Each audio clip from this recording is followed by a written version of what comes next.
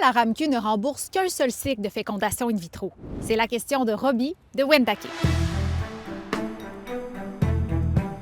Alors, il faut savoir que de 2010 à 2015, c'était 3 cycles de fécondation in vitro qui étaient remboursés par le régime public. Par la suite, le gouvernement de Philippe Couillard a mis fin à la gratuité du processus. C'est depuis 2021 que l'État rembourse un seul cycle de fécondation in vitro, comme c'est le cas en Ontario, par exemple. Si le cycle ne fonctionne pas et qu'on veut recommencer le processus, il faut le faire à ses frais. Et ça représente entre 10 000 à 20 000 $.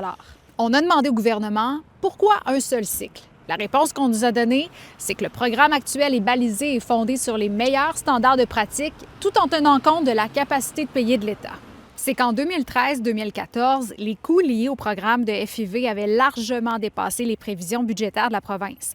Donc, en 2019, un comité d'experts a été mis sur pied pour encadrer un futur programme de procréation médicalement assistée, ou ce qu'on appelle plus couramment PMA. Et c'est ce comité d'experts-là qui a recommandé au gouvernement Legault de rembourser un seul cycle de fécondation in vitro à vie et jusqu'à 6 inséminations artificielles. Un cycle de fécondation in vitro sans frais, c'est 2 stimulations ovariennes, une ponction d'ovule, une paillette de sperme, l'entreposage de l'embryon pendant 1 an et finalement le transfert de chaque embryon issu du cycle dans l'utérus de la femme.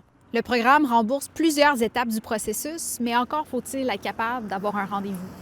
On parle de délai moyen de 4 à 6 mois pour un premier rendez-vous en fertilité ici au CHUL à Québec. Et c'est 500 à 600 personnes qui sont en attente d'un premier rendez-vous. Ce sont des délais qu'on attribue à une augmentation des demandes de services depuis que le gouvernement a annoncé rembourser un cycle de fécondation in vitro en novembre 2021. À Québec, on a 2 centres de procréation assistée autorisés. On a le CHUL et la clinique privée Procréa. Et même au privé, on peut attendre des mois avant un premier rendez-vous. Une attente qui est longue pour une démarche particulièrement sensible.